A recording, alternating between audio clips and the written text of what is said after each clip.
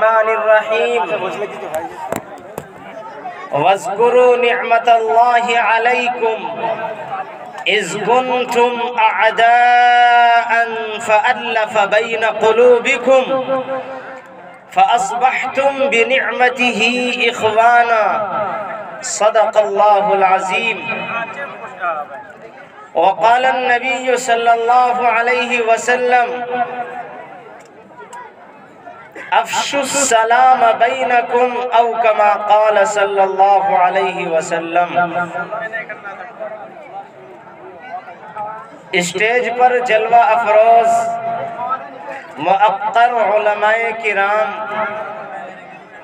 بزرگوں اور عزیز دوستوں، نوجوان ساتھیوں، پیارے بچوں، ہم سب کو اللہ کا شکر ادا کرنا چاہیے، اس لیے کہ اللہ تبارک و تعالی نے دین کی نسبت پر، قرآن کی نسبت پر ہمیں یہاں جمع ہونے کا موقع عنایت فرمایا. ایک شاعر نے بڑے اچھے انداز میں سمجھایا ہے. شاعر کہتا ہے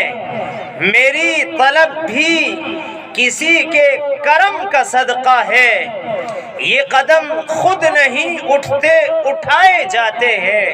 اللہ کی مرضی اور اللہ کی توفیق سے ہم یہاں جمع ہوئے ہیں، اس لیے ہمیں اللہ کا شکر ادا کرنا چاہیے. اگر ہم اللہ کا شکر ادا کریں گے تو اللہ ہمیں بار بار ایسے مواقع میسر کرے گا. خود اللہ نے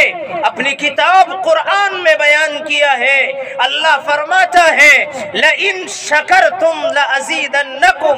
وَلَإِن كَفَرْتُمْ إِنَّ عَذَابِي لَشَدِيدٌ. اے لوگوں،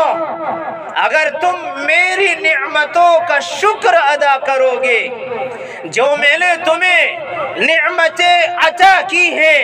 اگر تم ان پر میرا شکر ادا کرو گے تو میں نعمتوں میں اضافہ فرماتا رہوں گا. وَلَئِن كَفَرْتُمْ، اور اگر تم ناشکری کرو گے، جو اللہ نے نعمتیں دی ہیں ان نعمتوں کی قدر نہیں کریں گے. یہ جلسے کا منعقد ہو جانا اور ہمارا یہاں بیٹھ کر علماء کرام کی باتوں کو سننا، ان کی زیارت کرنا، ان کو دیکھنا، یہ اللہ کی بہت بڑی نعمت ہے. اگر ہم اس کی قدر نہیں کریں گے تو اللہ ہم کو بار بار یہ مواقع میسر نہیں کرے گا. اس لیے قرآن میں اللہ نے کہا ہے وَلَئِن كَفَرْتُمْ إِنَّ عَذَابِي لَشَدِيدٌ، کہ اگر تم ناشکری کرو گے تو میرا عذاب بڑا سخت ہے، ایسا دردناک عذاب ہے کہ اگر تمہیں اس کی جھلک لگ جائے تو تمہیں نیند بھی نہیں آئے گی. ایسا عذاب اللہ نے ایسے لوگوں کے لیے جنہوں نے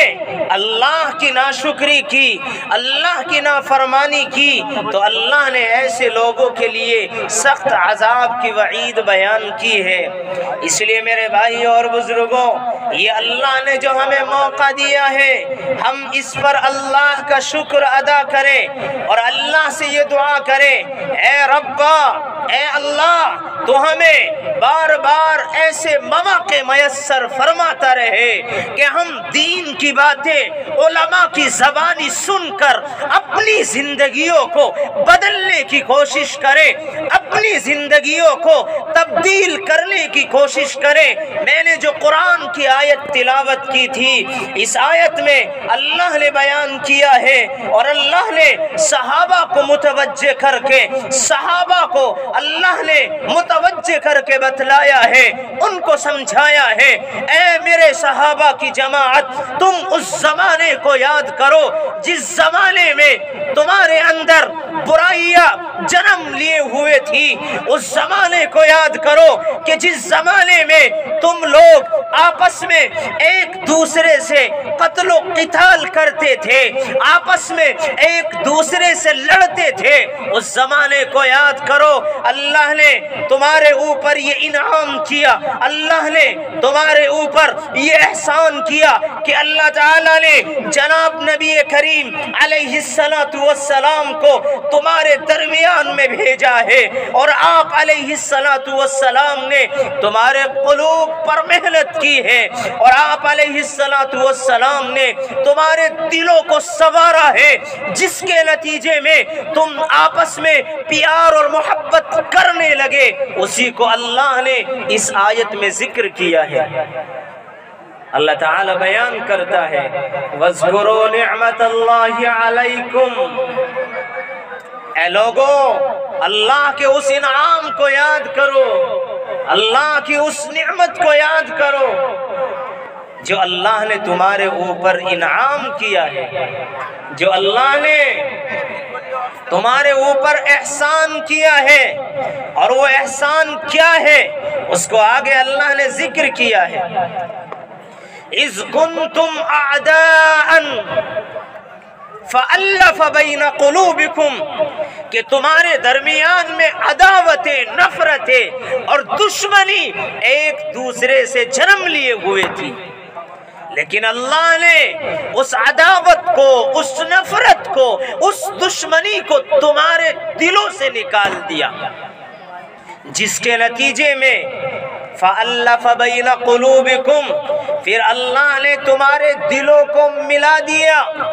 اللہ نے تمہارے دلوں میں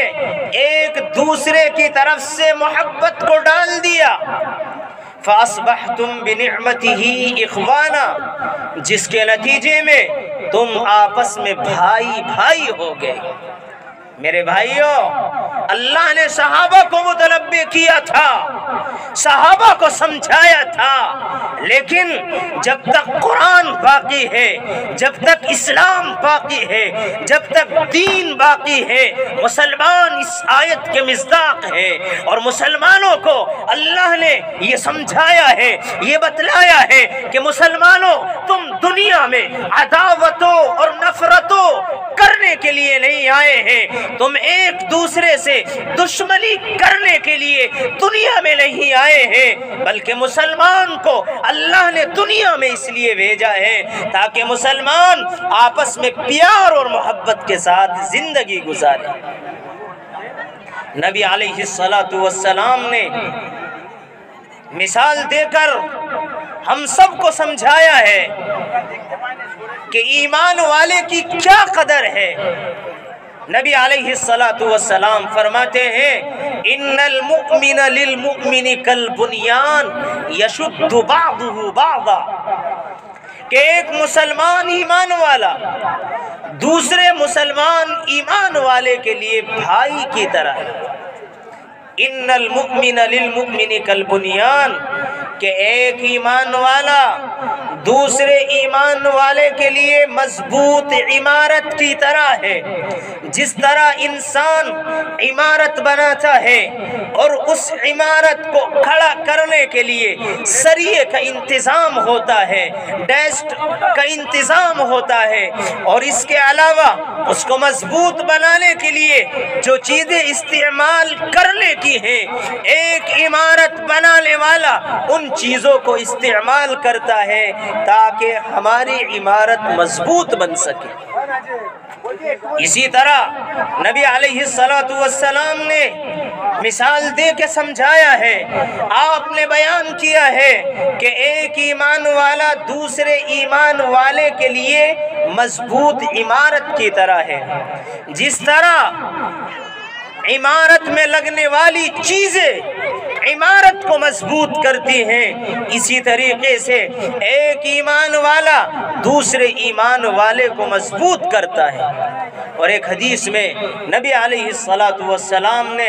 اور واضح کر کے سمجھایا ہے، آپ نے ارشاد فرمایا کہ اگر کسی کے بدن میں درد ہونے لگے، کسی کے سر میں درد ہو گیا، تو صرف سر کو تکلیف نہیں ہوتی بلکہ پورے جسم کو تکلیف ہوتی ہے۔ اسی طریقے سے اگر ایمان والے کو کوئی پریشانی لاحق ہو رہی ہے، اگر ایمان والے کو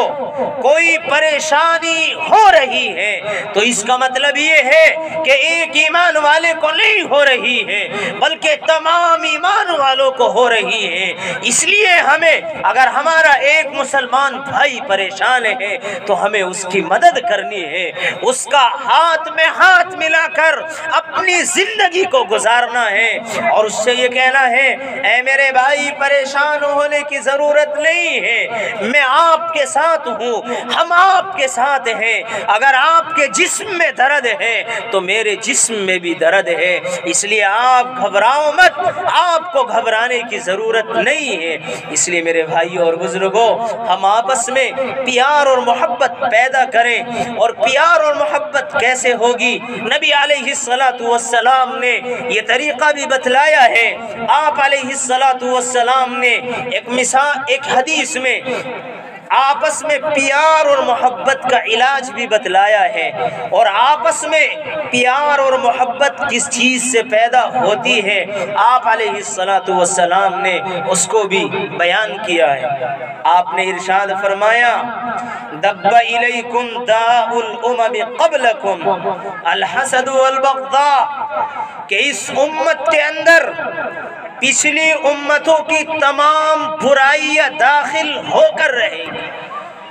گزشتہ امتوں نے جتنی برائیاں کی ہیں اس امت میں بھی وہ برائیاں داخل ہو کر رہے ہیں۔ دب الیکم داء الامم قبلکم الحسد والبغضاء، اور ان برائیوں میں سے سب سے بھیانک جو برائی ہے، سب سے بھیانک جو بیماری ہے، نبی علیہ السلام نے بیان کیا ہے۔ آپ نے ارشاد فرمایا کہ ان برائیوں میں سب سے بھیانک برائی جو ہے وہ حسد ہے، بغض ہے، آپس میں عناد ہے، دشمنی ہے، ایک دوسرے سے اپنے دل میں بغض و عناد رکھنا، اس کو نبی علیہ السلام نے سب سے بھیانک بیماری بتلایا ہے۔ پھر آگے آپ علیہ السلام نے ارشاد فرمایا دب الیکم داء الامم قبلکم الحسد والبغضاء ہی الحالقہ، اور یہ دونوں برائیاں انسان کو، ایمان والے کو ہلاک کر کے رکھ دیتی ہیں۔ اگر کسی کے اندر حسد کی بیماری ہے، اگر کسی کے اندر بغض و عناد کی بیماری ہے، اگر کسی کے دل میں کینہ اور کپٹ ہے تو یہ بیماری انسان کو ہلاک کر کے رکھ دیتی ہے۔ ہی الحالقہ لا اقول تحلق الشعر بل تحلق الدین، میں یہ نہیں کہتا کہ جس طرح اس طرح بالوں کو صاف کر دیتا ہے۔ ہم سب جانتے ہیں کہ اپنے سر پہ اگر اس طرح لگواتے ہیں تو سر کے اوپر ایک بھی بال نہیں رہتا،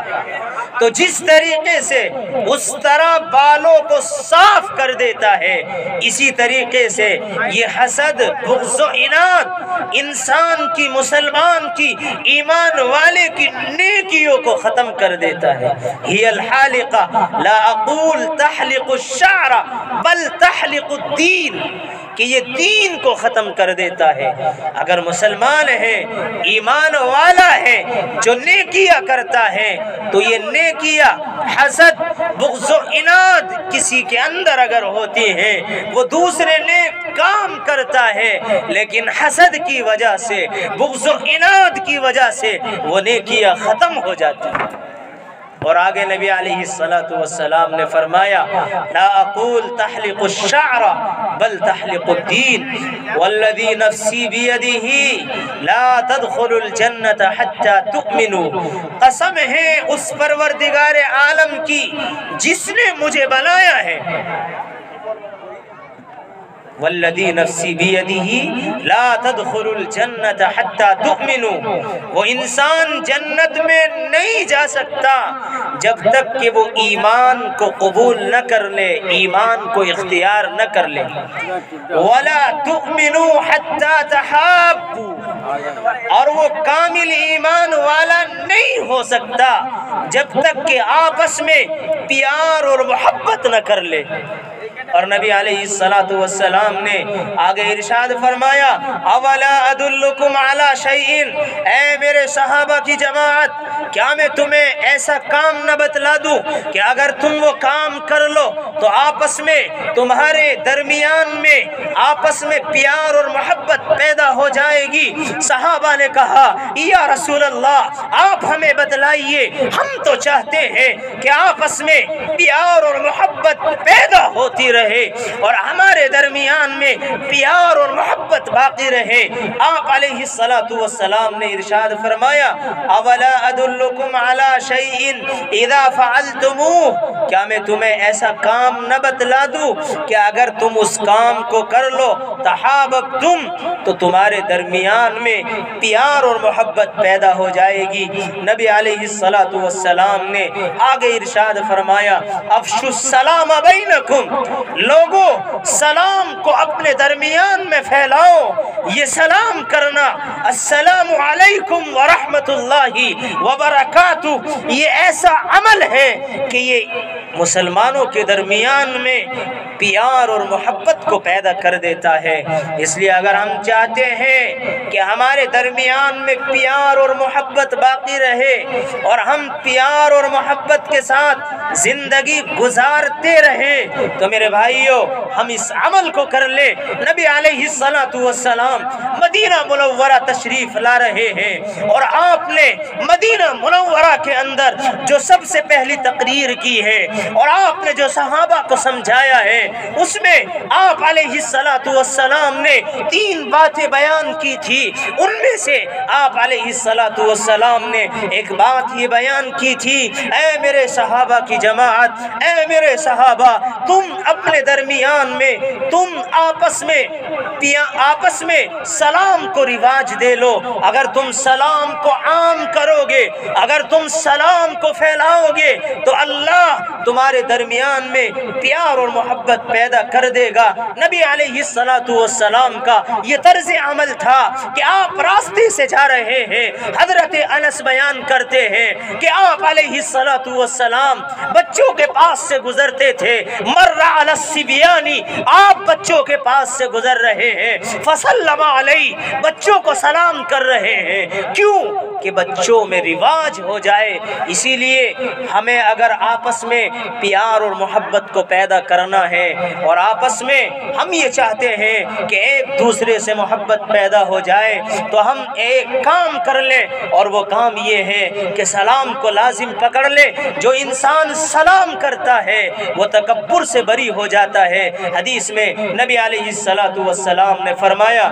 البادی بالسلام بریء من الکبر، کہ سلام کی ابتدا کرنے والا، سلام کو شروع کرنے والا وہ تکبر سے بری ہو جاتا ہے۔ اس لیے میرے بھائیوں اور بزرگوں، جو یہ مختصر سی باتیں ہوئی ہیں، میں بھی محتاج ہوں، آپ بھی محتاج